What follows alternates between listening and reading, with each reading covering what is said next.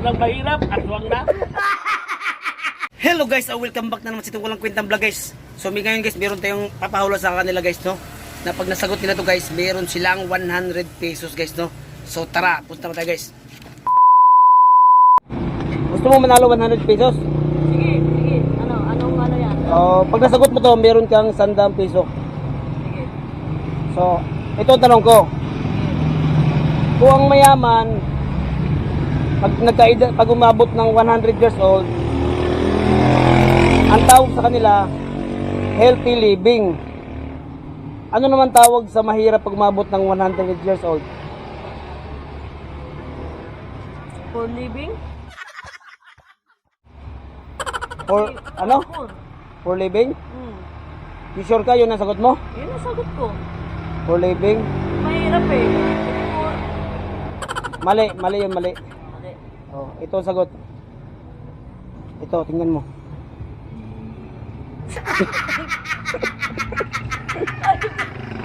May ganun ba yun? Ito. Hahanap tayo guys ng ano guys, ng pwede natin pag-tripan ito. Okay Miguel, kung gusto mo manalo ng ano, 100 pesos, ha? Gusto mo manalo? Yan. Legit to ha, legit to. Dito ano ha? 100 pesos to. Ano? Masagot mo lang yung tanong ko. Kung ang mayaman umabot ng 100 years old, ang tawag sa kanila, healthy living. Paano naman ang mahirap pag umabot ng 100 years old? Anong tawag sa kanila? Ganun pa rin. Ano pa rin? Anong tawag? Healthy living.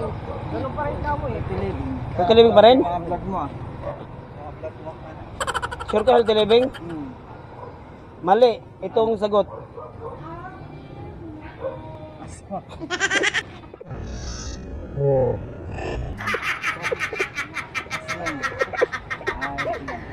Iya. Ano? Pag masagot mo, bibigyan kita 100 pesos. O, tapos? Oh. Ang tanong ko, ang mayaman pag umabot ng 100 years old, ang tawag sa kanila, healthy living. Paano naman pag mahirap umabot ng 100 years old? Yung mahirap ba? Umabot ng 100 years old, anong tawag sa kanila?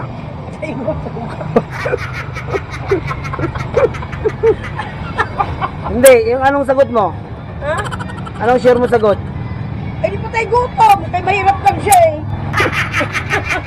Ito sagot siya oh. Mali yung sagot, tanong, mali yung ano mo. Mali yung ano mo. Yung sagot mo, itong sagot, basahin mo. Ano ba sagot? Yan.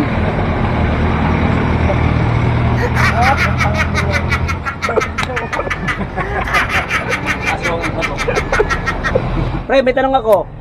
For 100 pesos, pag nasagot mo, bibigay ko sa iyo to 100. Ito ang tanong. Pag ang mayaman, pag umidad ng 100 years, ang tawag sa kanila, healthy living. Ano naman ang tawag sa mahirap na umabot ng 100 years? Ano naman tawag sa kanila? Mayaman. Hindi, pag ang mayaman, healthy living ang tawag pag umabot ng 100 years. Eh, paano naman pag mahirap ang umabot ng 100 years? Anong tawag mo doon? Ano? For living. For living? Mali, yung for living, ito sagot to. Ay, gago.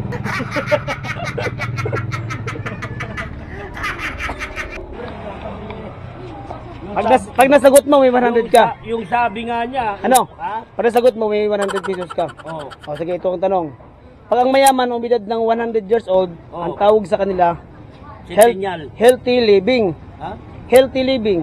Pag umidad ng 100 years old. Oh, ang yung tawag mayaman. nila, Healthy living. Healthy living. Mm. Oh.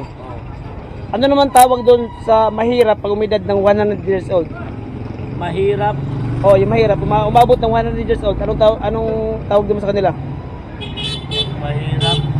Umabot ng 100 years Oh, old. anong tawag sa kanila? Ano yan, may oras ba yan? Wala. Ha? Yung pag Oh, mayaman. healthy living pag mayaman. Healthy living. Oh, Tapos yung pag mahirap, anong tawag mo? mahirap,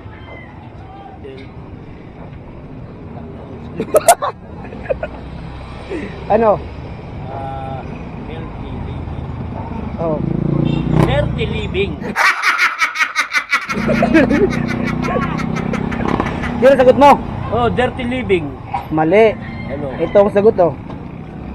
Saan? Yan, basahin mo. Aswang. Aswang. Siyempre, Ano? di ba pag umilat yung taas mo? Pag bumida ng mahirap, aswang na. Ano yan, ano, klase yan? Pab, gusto mo manalo 100 pesos? Ha? Sagutin mo lang yung tanong ko. Ano? Gusto mo? Oh, 100. Si legit to. Ano? Oh, ito tanong ko ha. Kung ang mayaman, pag umidad ng 100 years old, ang tawag sa kanila, healthy living. Ngayon, ito naman, kung mahirap, umidad ng 100 years old, anong tawag doon? Anong sagot doon? Ang sagot mo doon? Ano? Healthy living. Oh, healthy living pag mayaman. Paano pag ang mahirap, umidad ng 100 years old, anong tawag sa kanila? Ano? Malay mo, makakatsambahan mo. Healthy living. Healthy living. Ha? Healthy living. Yun ang sagot mo? Ano? Malay mo, makuha mo ito 100. Oh, Ano? healthy living. Healthy living. Mali. Ito sagot, oh. Oh, basahin mo.